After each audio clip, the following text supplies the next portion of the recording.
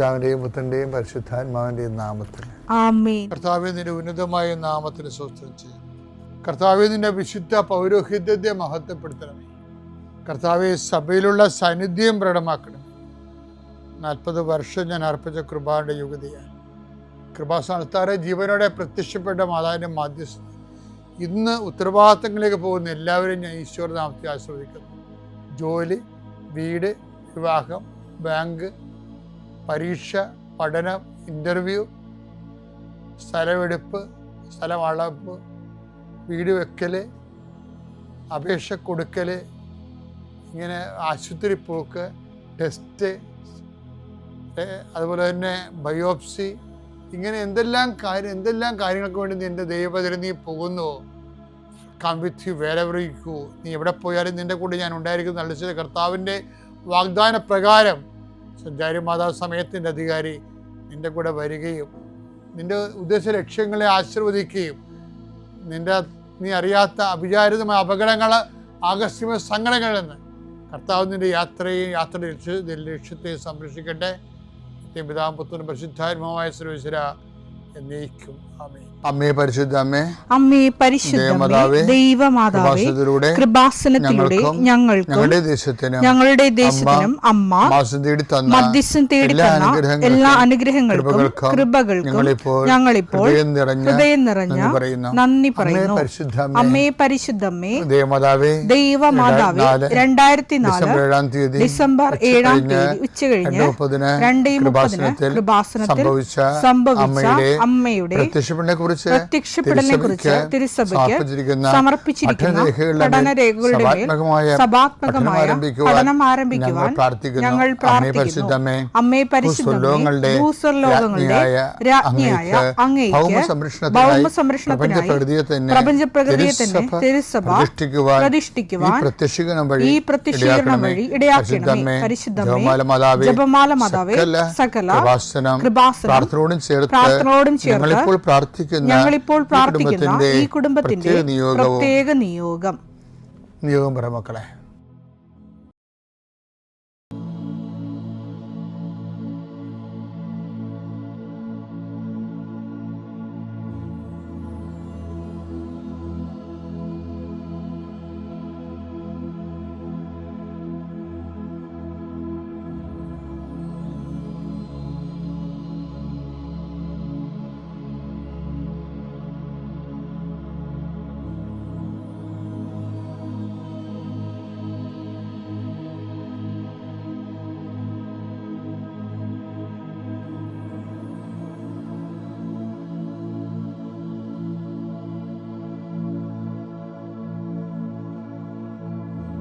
അമ്മയുടെ പ്രത്യക്ഷീകരണത്തിന്റെ ഈ അനുഗ്രഹവേളയിൽ ഞങ്ങൾക്ക് സാധിച്ചു തരുവാൻ കനിയണമേ. ആമേൻ. എൻ്റെ പ്രിയപ്പെട്ടവരെ, വാഗ്ദാനം പ്രാപിക്കാനുള്ള പ്രക്രിയയുടെ 1ാം ഘട്ടമാണ് നമ്മൾ ഇന്നലെ കണ്ടത്. എന്താണത്? ചെങ്കടൽ കടക്കുക. 2ാമത്തെ ഘട്ടം എന്ന് പറഞ്ഞാൽ എന്താ വെച്ചാൽ സീനായ് മരുഭൂമിയാണ്. സീനായ് മരുഭൂമിക്കും നമ്മുടെ ഈ നമ്മുടെ ഉടമ്പടിയിലും ഇപ്പം സീനായ് മരുഭൂമിയില്ലേ, മരുഭൂമികൾ പലപ്പോഴും പല മരുഭൂമികളും നമ്മളായിട്ട് ഉണ്ടാക്കുന്നതാണ്. മരുഭൂമികൾ വെച്ച് കഴിഞ്ഞാൽ മരുഭൂമി എന്ന് പറഞ്ഞാൽ എന്താണ്? നമുക്ക് നമ്മുടെ ലക്ഷ്യം ഇങ്ങനെ നീണ്ടു പോവുകയും നമ്മുടെ പ്രയാണം സ്ലോ ഡൗൺ ആക്കുകയും ചെയ്യുന്ന ഘടകങ്ങൾ, അതാണ് ഈ മരുഭൂമിയുടെ ഒരു പ്രത്യേകത. ലക്ഷ്യം നീണ്ടുപോകുന്നു. ലക്ഷ്യം നീളുക മാത്രമല്ല, നമ്മുടെ മുന്നേറ്റം സ്ലോ ഡൗൺ ആക്കും. അതിൻ്റെ ഒരു കാരണം, അതിൻ്റെ വരുന്ന വിഷയം, അതുകൊണ്ടല്ല ഈ മരുഭൂമി 40 വർഷമൊക്കെ അവരെടുക്കണില്ലേ. 40 വർഷം എടുക്കാതെ ഈ വിഷയം കൈകാര്യം ചെയ്യാൻ പറ്റുമായിരുന്നു. ബൈബിൾ ഇടയ്ക്കിടയ്ക്ക് ഇവന് ഓർപ്പിക്കും, നീ ബേസിക്കായിട്ട് അഹങ്കാരിയാണ്, അതുകൊണ്ട് നിന്നെ ഈ എളിമപ്പെടുത്ത ഈ യഹൂദനായതുകൊണ്ട് വലിയ ഇന്ത്യക്കാരെ വല്ല വേണമെങ്കിൽ 40 വർഷം എടുക്കത്തില്ല. ഇന്ത്യക്കാർ ഞാൻ ഈ ഈജിപ്തിൽ നിന്ന് ഇസ്രയേലിലോട്ട് പുറപ്പെട്ടു പോയ പാർട്ടി വല്ല ഇന്ത്യക്കാരനെ വല്ല കാര്യത്തും കൊണ്ടുവരാം. അവന് 40 വർഷം എടുക്കത്തില്ല. കാര്യം ഇന്ത്യക്കാരന് പൊതുവെ അഹങ്കാരം കുറവാണ്. ആവശ്യം വല്ലവരും എല്ലാം ഗെയിം അടിക്കുന്നല്ലാതെ ഈ ബ്ലഡിൽ അഹങ്കാരം ഇല്ല. അത് നമ്മളുടെ പ്രകൃതിയും പിന്നെ നമ്മുടെ ഒരു ആധ്യാത്മികതയും എല്ലാം കൂടി എൻ്റെ ഉണ്ട്. എൻ്റെ ഒരു സംശയം അത് നിശ്ചയിക്കാൻ പറ്റത്തില്ല. എന്തുകൊണ്ടാണ് ദൈവം നിങ്ങളെ തിരഞ്ഞെടുത്തത്? നിങ്ങൾ ഏറ്റവും ചെറിയ ഗണമായത് കൊണ്ടാണെന്ന് പറഞ്ഞില്ലേ? നിയമാവർത്തനം 7:7. നിയമാവർത്തനം 7:7. കർത്താവ് നിങ്ങളെ സ്നേഹിച്ചതും തിരഞ്ഞെടുത്തതും മറ്റു ജനതകളെക്കാൾ നിങ്ങൾ എണ്ണത്തിൽ കൂടുതലായിരുന്നതുകൊണ്ടല്ല, നിങ്ങൾ മറ്റെല്ലാ ജനതകളെയും കാൾ ചെറുതായിരുന്നു. പഴയ നിയമത്തിലെ നിരീക്ഷണത്തിൽ വന്നിട്ടുള്ള ഒരു കാര്യം അത് മോസസാണ് എഴുതിയിരിക്കുന്ന കാരണമാണ് മോസസിന് ആ ഒരു രീതി ഒരു പെർസ്പെക്റ്റീവിൽ അത് ആ ഒരു ആംഗിളിൽ അത് അവതരിപ്പിക്കുന്നത്. മറ്റുള്ള ജനങ്ങളെക്കാൾ ഇവർ അഹങ്കാരികളായിരുന്നു. അതാണ് ഒരു കാര്യം. അതാണ് ഈ ജനതയെ ലോകത്തിലുള്ള എല്ലാ ജനതകളെക്കാളും അഹങ്കാരത്തിൽ കൂടുതലുള്ള ഒരു വർഗം. അതുകൊണ്ടാണ് ഇവരിൽ പ്രവർത്തിച്ച് വിജയിച്ച ബാക്കിയുള്ളവർക്കെല്ലാം ആപ്ലിക്കബിൾ ആവും. ഈ മരുഭൂമിയിൽ ഒന്നാമത്തെ മെസ്സേജ് എന്ന് പറയുന്നത് നിയമാവർത്തനം 2 എടുത്തേ. നിങ്ങളുടെ ദൈവമായ കർത്താവ് നിങ്ങളെ എളിമപ്പെടുത്താനും തന്റെ കൽപ്പനകൾ അനുസരിക്കുമോ ഇല്ലയോ എന്നറിയാൻ നിങ്ങളെ പരീക്ഷിച്ച് നിങ്ങളുടെ ഹൃദയ വിചാരങ്ങൾ മനസ്സിലാക്കാനും വേണ്ടി ഈ 40 സംവത്സരം മരുഭൂമിയിലൂടെ നിങ്ങളെ നയിച്ച വഴിയെല്ലാം നിങ്ങൾ ഓർക്കണം. അപ്പൊ എളിമപ്പെടുത്തുക എന്നുള്ളതായിരുന്നു. അതാണ് ഞാൻ അഹങ്കാരം എന്ന് പറഞ്ഞത്. അപ്പോൾ ഈ നമ്മളെ ഉടമ്പടിയിൽ എല്ലാ വാഗ്ദാനം പ്രാപിക്കുമ്പോൾ, ഉടമ്പടി ഉപയോഗിക്കുമ്പോൾ അതിൻ്റെ 1-ാം ഘട്ടം ഇന്നലെ നമ്മൾ കണ്ടു. എന്താണ്? പാപം അതായത് പാപം കഴുകിക്കളയണം. പാപകരമായ ലൈഫ്, സംസാരം, ചെയ്തികൾ എല്ലാത്തിൽ നിന്നും ഗുഡ് ബൈ പറയണം. വാഗ്ദാനം പ്രാപിക്കാനുള്ള 2-ാം ഘട്ടം എന്താ? ഈ മരുഭൂമിയാണ്. എന്തിനാണത്? എളിമപ്പെടുത്താനാണ്. മരുഭൂമിയിൽ നമുക്കൊരു ഒരു വിഷയം, നമ്മുടെ മുന്നേറ്റം സ്ലോ ഡൗൺ ആവുകയും നമുക്ക് നടന്നു തീർക്കാനുള്ള ഇടങ്ങൾ നീണ്ടുപോവുകയും ചെയ്യുമ്പോൾ മരുഭൂമിയാവും. എപ്പോഴാണ് മരുഭൂമി ഉദയം ചെയ്യണമെന്ന് ചോദിച്ചു കഴിഞ്ഞാൽ, നമ്മൾക്ക് നടന്നു തീർക്കാനുള്ള ദേശം നീണ്ടു പോവുകയും നമ്മുടെ മുന്നേറ്റം വളരെ സ്ലോ ഡൗൺ ആവുകയും ചെയ്യുമ്പോൾ ആണ് മരുഭൂമി ഉണ്ടാകണം, നീണ്ടു പോണത്. അപ്പോഴെന്താ ചെയ്യേണ്ടത്? എളിമപ്പെടണം. എന്തിനാണ് എളിമപ്പെടണമെന്നറിയാവോ? ചിലർക്കൊക്കെ അവർക്ക് മറ്റുള്ളവർ അടിച്ചേൽപ്പിച്ച ലക്ഷ്യങ്ങൾ തലേക്കുള്ളൂ. മറ്റുള്ളവർ അടിച്ചേൽപ്പിച്ച ലക്ഷ്യങ്ങൾ, ആ ലക്ഷ്യങ്ങൾക്ക് വേണ്ടി ആരാണ് നിന്നെ, ഞാൻ ചിലപ്പോൾ സമയത്ത് ചോദിക്കുവേ, എന്നോട് ഈ ആൾക്കാരിനെ കാണാൻ വരുമ്പോൾ ഞാൻ ചോദിക്കും, ചിലർ എന്നോട് പറയത്തില്ലേ, അച്ഛാ സ്ഥലം വിൽക്കണമെന്ന് പറയും, വീടും സ്ഥലം വിൽക്കണമെന്ന് പറയും. അപ്പം ഞാൻ ഉടനെ അവരോട് ചോദിക്കുവേ, ഈ ആശയം ആരാണ് ആദ്യം പറഞ്ഞതെന്ന് ചോദിക്കും.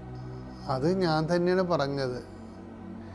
നീ ഇങ്ങനെ സ്ഥലവും വീടും വിൽക്കാൻ വേണ്ടി കൃപാസനത്തിൽ വന്ന കാര്യം ആർക്കൊക്കെ അറിയാം? അതെനിക്ക് അറിയാൻ പാടില്ല. അവൾക്ക് അത് വിറ്റ് തുലച്ച് അവൾക്ക് കിട്ടിയ കാശം മേടിച്ചുകൊണ്ട് വിദ്യാഭ്യാസത്തിന് പോയി അവിടെ കണ്ട ആമ്പിള്ളേരോട് ലൈന് പറഞ്ഞു വെച്ചിരിക്കുന്ന ചെറുക്കനോട് ലൈനടിച്ച് അവളവിടെ കാര്യം മാത്രമേ ഉള്ളൂ. വേറെ ആരുടെ പ്രശ്നം, ആരും തൂങ്ങിയാലും ഒരു പ്രശ്നമില്ല. അപ്പോൾ വീട്ടുകാർ പോലും അറിയാതെ തന്നെ വീട് സ്ഥലം വിൽക്കാൻ വേണ്ടി ഉടമ്പടി എടുത്തിരിക്കണേ. ഈ ആശയം എവിടുന്ന് കിട്ടി? അതെല്ലാം സ്വയംകൃത ചരിത്രമാണ്. സ്വയംകൃതം. ഈ സ്വയംകൃത നിയോഗക്കാരാണ് മരുഭൂമിയിലൂടെ കടന്നു പോണ പലപ്പോഴും. ഈ ആശയത്തിൻ്റെ അന്തസത്ത എങ്ങനെയാണ് അത് ഉരുത്തിരിഞ്ഞത്? അതിൻ്റെ ലക്ഷ്യം എന്താണ്? ആർക്കാണ് ഇതിൻ്റെ ബെനഫിറ്റ്സ്? ആരാണ് ഇതിൻ്റെ ബെനഫിഷ്യറി? ബെനഫിഷ്യറി. ഇതിൻ്റെ ബെനഫിഷ്യറി വേറെ ആരെങ്കിലും ഉണ്ടോ? വേറെ ആർക്കെങ്കിലും അവകാശപ്പെട്ടതോ? ഞാൻ ഇങ്ങനെ 100,000 ചോദ്യങ്ങൾ എൻ്റെ മനസ്സിൽ വരും. അപ്പം ഞാൻ അവരോട് ചോദിക്കും, അത് കാര്യം എന്താണ്? ഇത് നടക്കത്തില്ലെന്ന് എനിക്കറിയാം. പിന്നെ ഇങ്ങനെ ഉടമ്പടി പുതുക്കി പോകാനേ പറ്റത്തുള്ളൂ. നടക്കാത്ത ലക്ഷ്യങ്ങൾ വെക്കുമ്പോൾ വെച്ച് കഴിഞ്ഞാൽ മറ്റുള്ളവരുടെ പള്ളക്കടിക്കണ, മറ്റുള്ളവരെ ചതിക്കുഴിപ്പെടുത്തണ ഒരു സാധനം ദൈവം അംഗീകരിക്കത്തില്ല. അപ്പം മരുഭൂമി ആരുണ്ടാക്കണതാണ്? നമ്മളുണ്ടാക്കണ. അതേ ഞാൻ പറഞ്ഞത്. അതെന്താ മാർഗം? ആ ലക്ഷ്യത്തിൽ നിന്ന് നേരെ യൂട്ടേൺ എടുക്കുക. അതിന് എളിമ വേണം. നമ്മൾ മുന്നോട്ട് പോയ ഒരു സാധനമില്ലേ, അതിൽ നിന്ന് നമ്മൾ ഒരു നിമിഷം പിന്നാക്കം പോകണം. പിന്നാക്കം പോകുമ്പോൾ എന്തൊരു അതിനാണ് എളിമപ്പെടുന്നത് പറയണത്. നമ്മൾ എടുത്ത കടുത്ത നിലപാടുകളെ, അത് നമ്മുടെ അഹങ്കാരത്തിന് സൂപ്പ് കഴിക്കണ പോലെയുള്ള ഗുണമാണ് ഉണ്ടാക്കിയിരിക്കണേ. അതിൽ നിന്ന് നമ്മൾ യൂട്ടേൺ എടുക്കുന്നത്. യൂട്ടേൺ എടുക്കുമ്പോൾ ചോദിക്കരുത് നമ്മൾ അയ്യോ തെറ്റിപ്പോയെന്ന് പറയാനോ മറ്റുള്ള അറിയാനോ നമുക്ക് താല്പര്യമില്ല. അപ്പോൾ എന്താണ് നമുക്ക് അഹങ്കാരം ഉള്ളതുകൊണ്ടാണ്.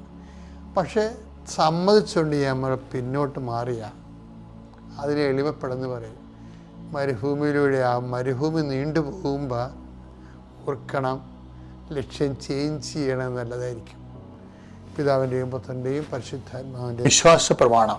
സർവശക്തനായ പിതാവും ആകാശത്തിൻ്റെയും ഭൂമിയുടെയും സൃഷ്ടാവുമായ ദൈവത്തിൽ ഞാൻ വിശ്വസിക്കുന്നു. അവിടുത്തെ ഏകപുത്രനും ഞങ്ങളുടെ കർത്താവുമായ ഈശോമിശിഹായിലും ഞാൻ വിശ്വസിക്കുന്നു. ഈ പുത്രൻ പരിശുദ്ധാത്മാവിനാൽ ഗർഭസ്ഥനായി കന്യകാമറിയത്തിൽ നിന്ന് പിറന്ന് പൊന്തിയോസ് പീലാത്തോസിന്റെ കാലത്ത് പീഡകൾ സഹിച്ച് കുരിശിൽ തറയ്ക്കപ്പെട്ട് മരിച്ച് അടക്കപ്പെട്ട് പാതാളങ്ങളിൽ ഇറങ്ങി മരിച്ചവരുടെ ഇടയിൽ നിന്ന് 3-ാം നാൾ ഉയർത്ത് സ്വർഗത്തിലേക്ക് എഴുന്നള്ളി സർവശക്തിയുള്ള പിതാവായ ദൈവത്തിന്റെ വലതുഭാഗത്തിരിക്കുന്നു. അവിടെ നിന്ന് ജീവിക്കുന്നവരെയും മരിച്ചവരെയും വിധിക്കുവാൻ വരുമെന്നും ഞാൻ വിശ്വസിക്കുന്നു. പരിശുദ്ധാത്മാവിലും ഞാൻ വിശ്വസിക്കുന്നു. വിശുദ്ധ കത്തോലിക്കാ സഭയിലും പുണ്യവാന്മാരുടെ ഐക്യത്തിലും പാപങ്ങളുടെ മോചനത്തിലും ശരീരത്തിന്റെ ഉയർപ്പിലും നിത്യമായ ജീവിതത്തിലും ഞാൻ വിശ്വസിക്കുന്നു. ആമേൻ. സുഖസ്ഥനായ ഞങ്ങളുടെ പിതാവേ, അങ്ങയുടെ നാമം പൂജിതമാകണമേ. അങ്ങയുടെ രാജ്യം വരണമേ. അങ്ങയുടെ തിരുമനസ് സ്വർഗത്തിലെ പോലെ ഭൂമിയിലും ആകണമേ. അന്നു വേണ്ടുന്ന ആഹാരം ഇന്ന് ഞങ്ങൾക്ക് തരണമേ. ഞങ്ങളോട് തെറ്റ് ചെയ്യുന്നവരോട് ഞങ്ങൾ ക്ഷമിക്കുന്നത് പോലെ ഞങ്ങളുടെ തെറ്റുകൾ ഞങ്ങളോടും ക്ഷമിക്കണമേ. ഞങ്ങളെ പ്രലോഭനത്തിൽ ഉൾപ്പെടുത്തരുതേ, തിന്മയിൽ ഞങ്ങൾ രക്ഷിക്കണമേ. ആമേൻ. നന്മ നിറഞ്ഞ മറിയമേ സ്വസ്തി. കർത്താവ് അങ്ങയുടെ കൂടെ സ്ത്രീകളിൽ അങ്ങ് അനുഗ്രഹിക്കപ്പെട്ടവളാകുന്നു. അങ്ങയുടെ ഉദരത്തിൻ ഫലമായി ഈശോ അനുഗ്രഹിക്കപ്പെട്ടവനാകുന്നു. പരിശുദ്ധ മറിയമേ, തമ്പുരാന്റെ അമ്മേ, പാപികളായ ഞങ്ങൾക്ക് വേണ്ടി ഇപ്പോഴും ഞങ്ങളുടെ മരണസമയത്തും തമ്പുരാനോട് അപേക്ഷിക്കണമേ. ആമേൻ. അത് കഴിഞ്ഞ് പുള്ളിനെ ഹോസ്പിറ്റലിൽ കൊണ്ടുപോയി. ഒരു പോറൽ പോലും ശരീരത്തില്ല എന്നുള്ളതാണ്. പക്ഷേ ആ ഹെൽമെറ്റ് തെറിച്ച് പോയി റോഡിലേക്ക് വീണ വീഴ്ചയിൽ തലയ്ക്കകത്ത് എന്തെങ്കിലും പറ്റിയിട്ടുണ്ടാകും. എണീറ്റ് നിന്നിട്ട് പുള്ളിക്ക് നിൽക്കാൻ പറ്റുന്നില്ല. പക്ഷേ പുള്ളി ആടി വീഴുന്ന ഒരു കണ്ടീഷനായിരുന്നു. ഉടനെ തന്നെ ഹോസ്പിറ്റലിൽ കൊണ്ടുപോയി. അവിടെ ചെന്ന് സ്കാൻ ചെയ്തപ്പോൾ തലയ്ക്കകത്ത് നല്ല ബോഡിയിൽ പോലും ഒരു പോറൽ പോലും ഇല്ലാതെ അമ്മ താങ്ങി ആ ചേട്ടനെ എണീപ്പിച്ചു എന്ന് തന്നെ പറയാം. അതിൽ നിന്ന് ഞങ്ങൾ ഉറച്ച് വിശ്വസിക്കുന്നു. ഞങ്ങളൊരു സന്തോഷകരമായൊരു യാത്രയ്ക്ക് വേണ്ടി പോയതായിരുന്നു.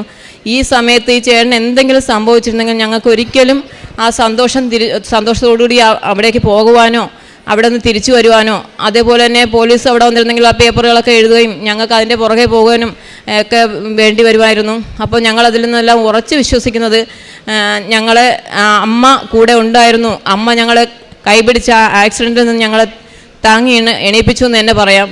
പിന്നെ രണ്ടാമതായി ഞങ്ങളുടെ ഒരു ഫ്രണ്ട്, അവർക്ക് വർഷങ്ങളായിട്ട് കുഞ്ഞുങ്ങളില്ലാതിരുന്നാണ്. ഇവിടുത്തെ അമ്മയോടുള്ള പ്രാർത്ഥനയുടെ ഇതിൽ തന്നെയാണ് അവർക്കൊരു 2 കുഞ്ഞുങ്ങൾ, ഇരട്ട കുഞ്ഞുങ്ങളുണ്ടായി. 6 മാസമായപ്പോൾ 6 മാസമായിട്ടും ഒരാൾ തല ഉയർത്തുകയോ എണീറ്റ് ഇരിക്കുകയോ ഒന്നും ചെയ്യുന്നില്ല, തല പൊങ്ങുന്നില്ല. അങ്ങനത്തെ ഒരു കണ്ടീഷനായിരുന്നു. തലയ്ക്ക് വലിപ്പം കൂടുതലും ഉണ്ടായിരുന്നു. എന്നിട്ട് അവർ ഹോസ്പിറ്റലിൽ ചെന്നു.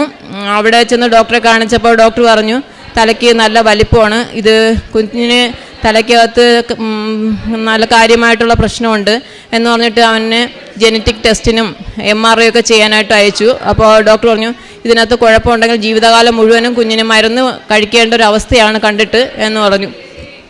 ചേട്ടൻ ഞങ്ങളെ വിളിച്ച് പറഞ്ഞു, വളരെ വിഷമത്തോടു കൂടി വിളിച്ച് ഇത് പറഞ്ഞു. ഞാൻ അപ്പോൾ തന്നെ അമ്മയുടെ ഉടമ്പടി തൈലം എടുത്ത് ആ കുഞ്ഞിൻ്റെ തലയിൽ പുരട്ടി പ്രാർത്ഥിക്കുകയും, ഈ ബ്ലഡ് ടെസ്റ്റ് ബോംബെയിലേക്കാണ് അയച്ചത്. 15 ദിവസം കഴിഞ്ഞാലേ റിസൾട്ട് വരുള്ളൂ. അപ്പോൾ ചേട്ടൻ ഈ 15 ദിവസവും ഞാൻ ഈ കുഞ്ഞിന് വേണ്ടി പ്രാർത്ഥിച്ചുകൊണ്ടിരുന്നു. പ്രാർത്ഥിച്ചതെന്ന് വെച്ച് കഴിഞ്ഞാൽ ഈ മാതാവേ, അവൻ്റെ റിസൾട്ട് വരുമ്പോൾ ആ റിസൾട്ടിന് കണ്ടിട്ട് ഡോക്ടർ ഇങ്ങനെ പറയാൻ പാടുള്ളൂ, ഇവന് ഒരു കുഴപ്പവുമില്ല, അവന് സാവകാശം ഫിസിയോതെറാപ്പിയിലൂടെ അവൻ്റെ കഴുത്ത് നേരെയാകും, കഴുത്ത് ഉറയ്ക്കും, എണീറ്റിരിക്കും എന്ന് പറയണം. അങ്ങനെ ഒരു റിസൾട്ട് ആയിരിക്കണം ഡോക്ടർ പറയേണ്ടതെന്നും അങ്ങനെ പറഞ്ഞായിരുന്നു ഞാൻ പ്രാർത്ഥിച്ചുകൊണ്ടിരുന്നത്. 15ാമത്തെ ദിവസം തന്നെ റിസൾട്ട് വന്നു. റിസൾട്ട് വന്നപ്പോൾ അത്ഭുതം എന്ന് പറയട്ടെ, കുഞ്ഞിൻ്റെ ബ്ലഡിൽ യാതൊരു കുഴപ്പമില്ല, നോർമൽ കണ്ടീഷൻ എന്ന് മാത്രമല്ല, ഈ റിസൾട്ട് വന്നു കുറച്ച് ദിവസം കഴിഞ്ഞപ്പോൾ തന്നെ ഈ കുഞ്ഞ് എണീറ്റ് തനിയെ മുട്ടയിൽ മടിയിലിരുത്തിയാൽ തല നിവർത്ത്, ഒരു സപ്പോർട്ടുമില്ലാതെ തല നിവർത്തി പിടിക്കാനും അവന് ഒരു കുഴപ്പമില്ലാതെ ഇപ്പോഴേ 1 വയസ്സ് കഴിഞ്ഞു, ഒരു കുഴപ്പമില്ല, ഓടി ചാടി നടന്ന് കളിക്കുന്നു, ഒരു കുഴപ്പവുമില്ല. മൂന്നാമതായിട്ട് എൻ്റെ മകള് അവൾക്ക് ഒരു കണ്ടീഷനുണ്ട്. കഴിഞ്ഞ വർഷം ഞാൻ ആ സാക്ഷി ഇവിടെ പറഞ്ഞാണ്, അവൾക്ക് ടിക് ഡിസോർഡർ എന്ന് പറഞ്ഞൊരു കണ്ടീഷനുണ്ട്. അത് ഇങ്ങനെ ആൾക്കാരെ ഫേസ് ചെയ്യാനും എന്തെങ്കിലുമൊക്കെ ടെൻഷനൊക്കെ ഉണ്ടാകും, എന്തെങ്കിലും പ്രശ്നങ്ങളൊക്കെ ഉണ്ടായാൽ ഭയങ്കരമായിട്ട് ടെൻഷനായിട്ട് അത് ഭയങ്കരമായിട്ടൊരു വല്ലാത്തൊരു കണ്ടീഷനാണ്. ആ ഒരു കണ്ടീഷൻ പെട്ടെന്ന് നെർവസ് ആവുന്ന ഒരു കണ്ടീഷനാണ്. അപ്പോൾ അവൾ വയലിൻ പഠിക്കുന്ന കുട്ടിയായിരുന്നു. കഴിഞ്ഞ വർഷവും അവൾക്ക് സ്റ്റേറ്റിൽ വരെ പോകുവാനും ശരിക്കും പറഞ്ഞാൽ സ്റ്റേജിൽ നിന്ന് പെർഫോം ചെയ്യാനായിട്ട് ഞാൻ അമ്മയുടെ കാശുരൂപം അവൾക്ക് എപ്പോഴും അവളുടെ ശരീരത്തിൽ ധരിപ്പിച്ച് വിടുമായിരുന്നു. അതുപോലെ ഉടമ്പടി തൈലം തേച്ച് കൊടുക്കുമായിരുന്നു. അങ്ങനെ കഴിഞ്ഞ വർഷവും ഞാൻ ഈ സാക്ഷ്യം പറഞ്ഞതാണ്, അവൾക്ക് സ്റ്റേറ്റിൽ വയലിൻ A ഗ്രേഡ് കിട്ടിയായിരുന്നു. ഈ വർഷവും അതുപോലെ തന്നെ അവൾക്ക് ജില്ലയിൽ നിന്നും സ്റ്റേറ്റിലേക്ക് പോകുവാനും സ്റ്റേറ്റിൽ വയലിന് A ഗ്രേഡ് അമ്മയുടെ ഒരൊറ്റ അനുഗ്രഹം കൊണ്ട് മാത്രമാണ് അവൾക്ക് അത്രയും നല്ല രീതിയിൽ പെർഫോം ചെയ്ത് A ഗ്രേഡ് വാങ്ങിക്കാൻ കഴിഞ്ഞത്. അതുപോലെ തന്നെ എൻ്റെ അമ്മ വീട്ടിൽ 70 വയസ്സ് ആയി. അമ്മയ്ക്ക് ആരോഗ്യമായിട്ട് വേറെ പ്രശ്നങ്ങളൊന്നും ഇല്ലായിരുന്നു.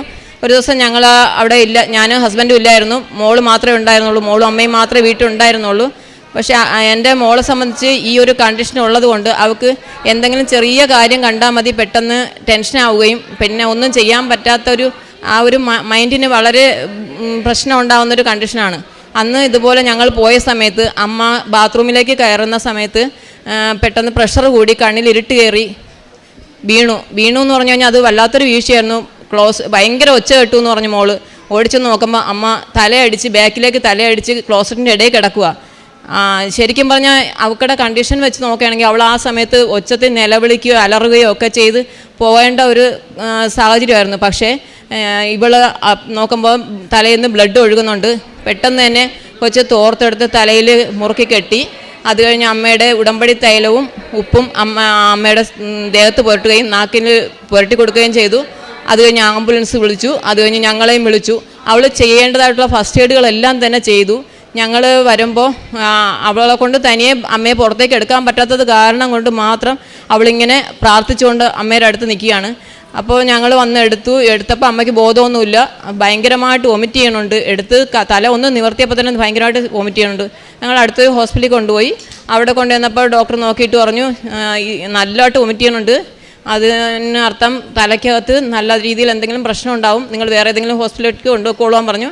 പെട്ടെന്ന് തന്നെ ഞങ്ങൾ മെഡിക്കൽ ട്രസ്റ്റിലേക്ക് കൊണ്ടുപോയി. അവിടെ കൊണ്ടുപോകും വരെയും അവിടെ ചെന്നിട്ടും ഒരേ കണക്കിന് അമ്മ വൊമിറ്റ് ചെയ്യാനുണ്ടായിരുന്നു. അപ്പോൾ തന്നെ ഡോക്ടർ സ്കാൻ ചെയ്യാൻ പറഞ്ഞു. MRI എടുത്തപ്പോൾ ഞാൻ അമ്മയെ കയറ്റണതിന് മുമ്പായിട്ട് തന്നെ അമ്മയുടെ തലയിലും ദേഹത്തും അതുപോലെ തന്നെ ആ ചീട്ടിലെല്ലാം ഉടമ്പടി തൈലം പൂശി ഞാൻ മാതാവിനോട് കരഞ്ഞ് പ്രാർത്ഥിച്ചു, എൻ്റെ അമ്മയ്ക്ക് തലയ്ക്കകത്ത് ഒരു പ്രശ്നം ഉണ്ടാവില്ല, ഈ പുറമേയുള്ള പൊട്ടലില്ലാണ്ട്. അതായത് 16 സ്റ്റിച്ച് ഉണ്ടായിരുന്നു, അത്രയും വലിയൊരു ആഴത്തിലുള്ള മുറിവായിരുന്നു, ഒന്നും ഉണ്ടാകരുതെന്ന് കരഞ്ഞ് പ്രാർത്ഥിച്ചപ്പോൾ അത് കഴിഞ്ഞ് സ്കാൻ ചെയ്ത് റിസൾട്ട് വരുമ്പോൾ തലയ്ക്കകത്ത് ഒരു കുഴപ്പമില്ല, ആ പുറമേയുള്ള ഒരൊറ്റ മുറിവ്. പക്ഷേ ഡോക്ടർ പറഞ്ഞത്, ഈ മുറിവും അമ്മയുടെ ഛർദിലും കണ്ടിട്ട് പറഞ്ഞത് എന്തായാലും അമ്മയ്ക്ക് നല്ല രീതിയിലുള്ള പ്രശ്നം തലയ്ക്കകത്ത് ഉള്ളത് കൊണ്ടാണ് ഇത്രയും വൊമിറ്റ് ചെയ്യണമെന്ന്. പക്ഷേ അമ്മയ്ക്ക് യാതൊരു കുഴപ്പവുമില്ലാതെ അന്ന് എന്നെ ഡിസ്ചാർജായി വീട്ടിൽ വരാൻ കഴിഞ്ഞു. അതുപോലെ തന്നെ എൻ്റെ എനിക്ക് നടുവേദന കുറച്ച് നാളായിട്ട് നടുവേദന ഉണ്ടായിരുന്നു. അത് പെട്ടെന്ന് എനിക്ക് നല്ല രീതിയിൽ അങ്ങ് കൂടി രാത്രിയിൽ കിടന്നിട്ട് ഒന്ന് ചരിഞ്ഞ് കിടക്കാനോ അങ്ങോട്ടും ഇങ്ങോട്ടും മരങ്ങിയിരിക്കാനോ ഒന്നിനും പറ്റാത്ത രീതിയിലുള്ള നടുവേദന. അപ്പോൾ ആ നടുവേദന എന്താ ഇത്രയും നടുവേദന എന്നോർത്തിട്ട് ഞാൻ ഡോക്ടറെ കാണാൻ പോയി. ഡോക്ടറെ കണ്ടപ്പോൾ ഡോക്ടർ പറഞ്ഞു MRI എടുക്കണമെന്ന് പറഞ്ഞു. അപ്പോൾ പ്രൈവറ്റിലാണ് പോയി ഡോക്ടറെ കണ്ടപ്പോൾ MRI എടുക്കണമെന്ന് പറഞ്ഞു.